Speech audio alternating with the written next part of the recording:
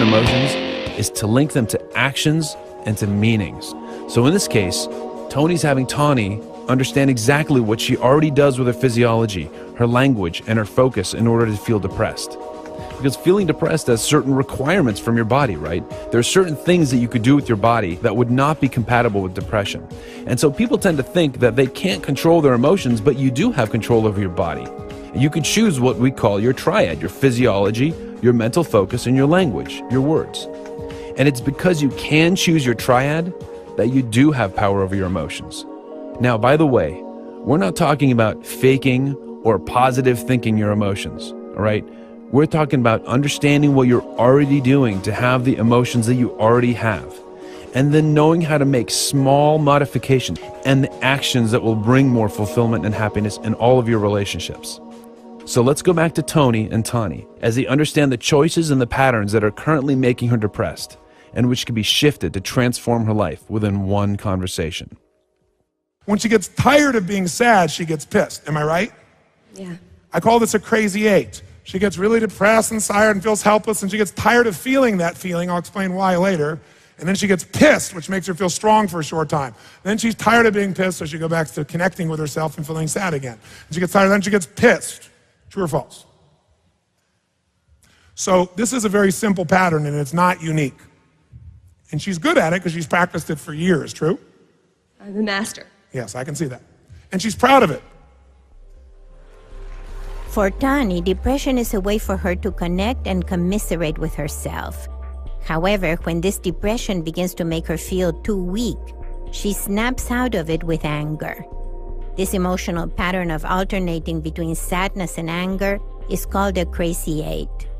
Many people live most of their lives alternating between these two emotions.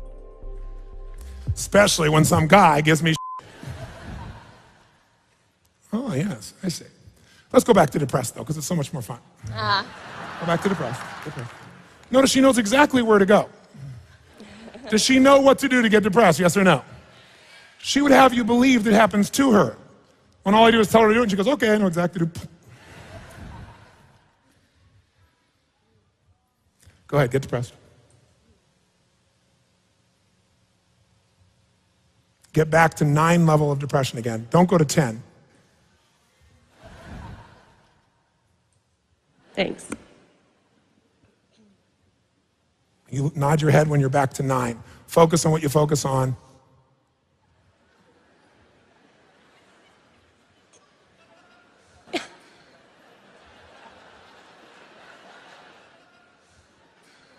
Is this a Freudian thing?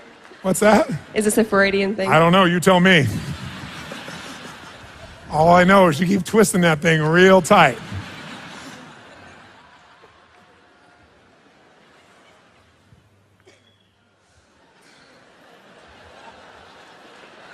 You rubbing it off now? Is that what you're doing here?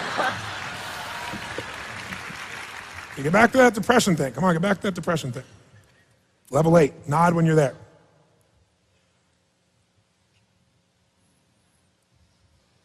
Okay? Tell me what you're focusing on right now to be depressed at level 8. What are you picturing? What are you focusing on? What are you remembering? Specifically, to be depressed at level 8 or 9.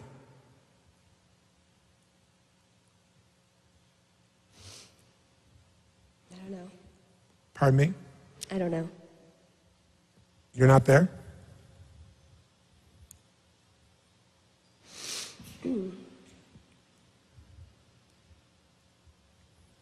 What are you focused on?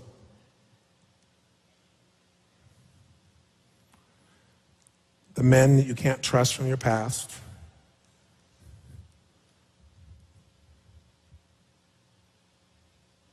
Now, by the way, keep staying in that state. How many noticed a pattern that's different with her head when she's hopeful than when she's depressed? A very simple pattern. Raise your hand if you've seen it. What does she do with her head continuously when she's depressed and frustrated? When she's hopeful, what was she doing with her head? How many saw that pattern? That's universal, by the way. What do you say to yourself to be depressed like this? Just say out loud what you're saying in your head when you're really depressed. When people experience emotions, they are actually saying things to themselves silently. Although they are not said aloud, these language patterns have a powerful influence on our emotions. While asking her to intensify her depression, Robbins asks Tony to say out loud what she's thinking. I'm so pathetic. I'm so pathetic. Say it in the tone of voice you say it when you stay depressed, though. You're so f***ing pathetic. You're so f***ing pathetic. What else do you say besides, you're so pathetic? To really be depressed, what do you got to say to yourself? Really depressed. 9. Say it in the tone of voice you say it when you're that depressed. I don't want to live my life this way. What else do you say? You're so pathetic. I don't want to live my life this way. Is there a tone of voice here, ladies and gentlemen? Yes or no? Loud or quiet? Up tone or down? Cry in the voice or not? What else do you say to stay depressed at level 9? You ever get depressed at 10, like where you want to kill yourself? No? No. I thought we had a good suicide we could deal with here. Sorry to disappoint you. What the are you doing smiling in? What are you feeling right now? I'm going to kick your ass.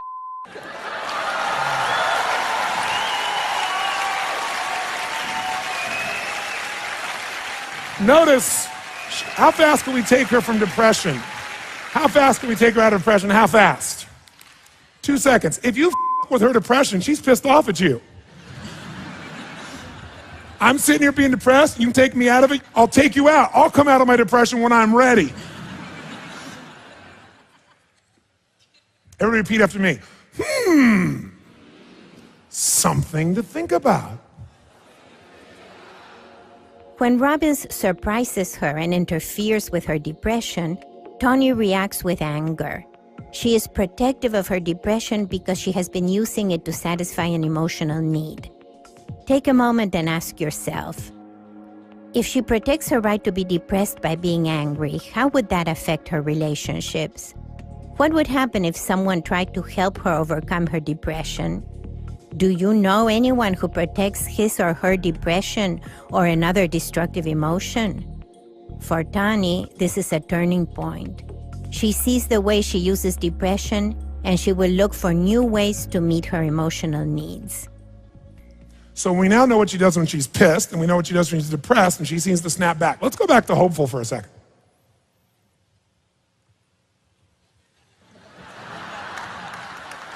You got me. You're good. You're good. This is why you get paid the big bucks. That's right, honey.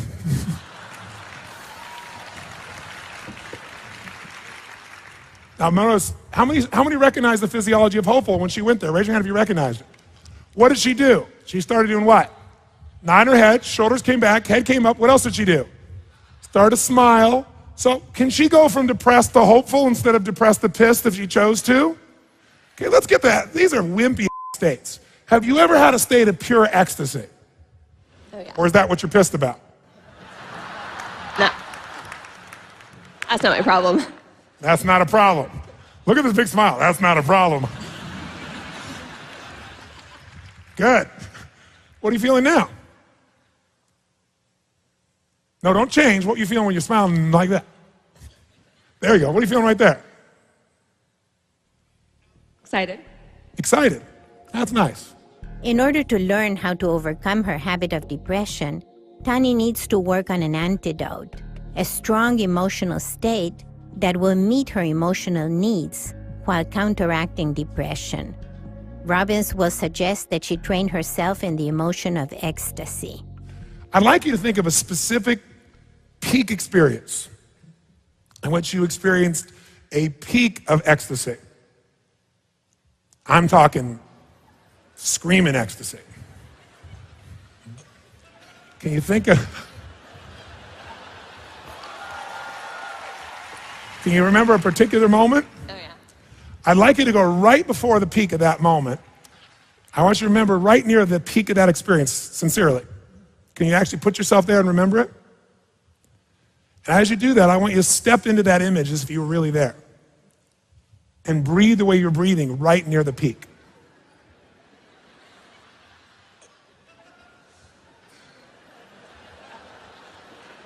I might get thrown in jail.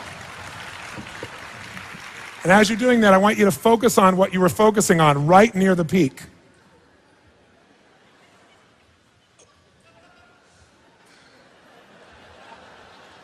And breathe the way you were breathing, see what you were seeing, hear what you were hearing.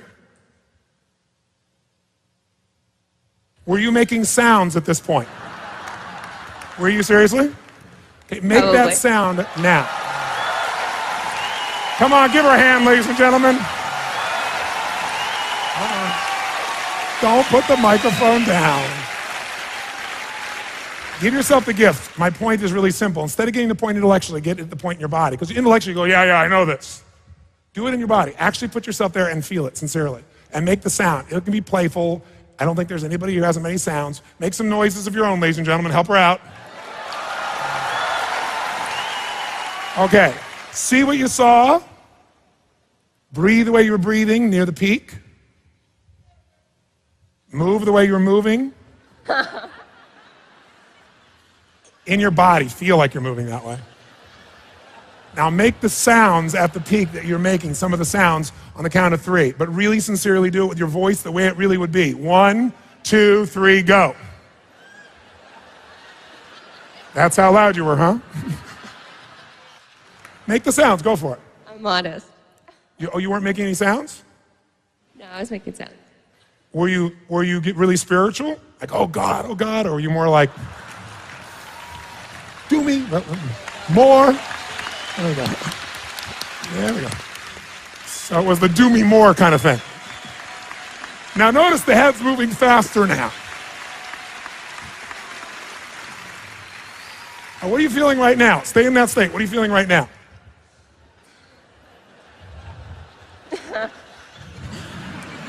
She's feeling so much she can't talk. Now go back to depression. This is better. No, go back to depression. Come on, you've been there for years. Go to depression, come on. You can't put your past behind you. Keep your past right there in front of you so you can stare at it. Maybe you don't want to put your past behind you. Maybe this past you want to put right in front of you. Because if you can't put your past behind you, in this case, I think that's a very good thing. Because if this was constantly in front of you, imagine the smile that would be on your face all day. Maybe you've been selective about which past to put in front of you or behind you. I know that's for sure. That's true. One of the weirdest things about human beings is how we get so used to limited options without questioning them. Here's Tony struggling with depression for years, but when Tony asked her to put herself in a state of ecstasy, she's totally able to do that and enjoy it to the point where she didn't even want to go back. It's pretty weird that she had that emotional option and she never took it before. And it's the case for all of us. If you're like 99% of people, then there are emotions that are important to you, that are crucial to you, that in fact you wouldn't want to live without, but in fact you don't allow yourself to feel them on a regular basis. Now that's a problem because your emotions are your life. Now before we go today, I want to ask you one question. If you had a predominant crazy 8 in your life, I'm sure you don't have one, but if you did, what would it be? What triggers it? And what emotions get fired off? So remember, the crazy 8 has 2 sides. One is more passive with emotions of sadness, depression, self-pity, right? Where basically you're disappointed. And the other side of the crazy 8 is active with emotions like anger, frustration, determination. Usually you're triggered by saying, hey, I'm fed up with this. I'm going to do something, right? So take a moment and ask yourself, what are the main emotions that you go through? Just write them down. We'll go deeper in our next session. Choose one for the left-hand side, which is, sadness and disappointment. And what is emotion that you feel on the right-hand side, which is more anger. And it's important that you choose the emotions that you really experience, the specific words that mean something to you. We'll go deeper into this in our next session, but until then, I want you to be aware of these 2 emotions. What happens for you to slip from one to another? What are your triggers? What are the thoughts? What are the actions in other people? You don't have to change them yet. Just pay attention over the next